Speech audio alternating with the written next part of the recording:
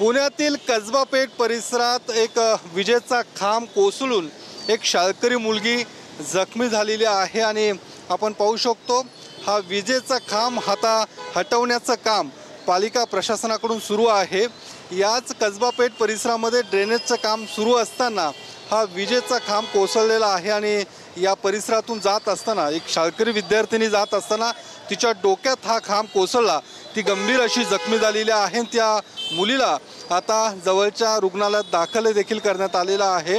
सुदैवाने मोठी दुर्घटना या ठिकाणी टळलेली आहे। मात्र आपण पाहू शकतो या कोसळलेल्या खांबाशेजारी पुन्हा एक दुसरा विजेचा खांब आहे, तो आता काढण्याचं काम या ठिकाणी सुरू आहे।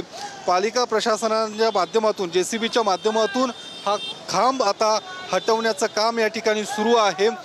या खांब कोसळल्यानंतर परिसरात मोठी वाहतूक कोंडी झाल्याचं देखील आपल्याला पाहायला मिळतंय, कारण हा खांब साधारणतः सकाळी 11 वाजताच्या सुमारास कोसळलेला आहे आणि त्याच्या 2 तासानंतर हा खांब या ठिकाणी हटवण्याचं काम सुरू आहे। यापूर्वी देखील शहरातल्या धनकवडी परिसरामध्ये अशाच पद्धतीचे 2 विजेचे खांब कोसळले होते। त्या ठिकाणी देखील मोठी दुर्घटना टळलेली आहे।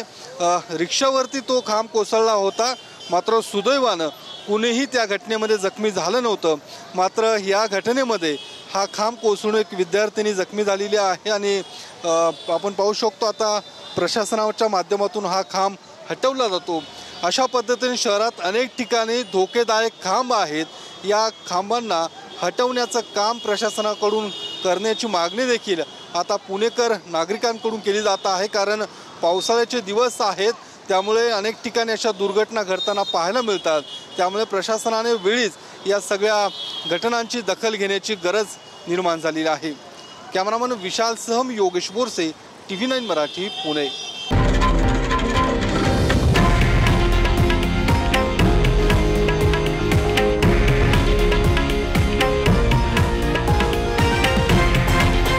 हे आहे देशातील नंबर 1 न्यूज नेटवर्क आणि आपण पाहत आहात TV9 मराठी, एकमेव।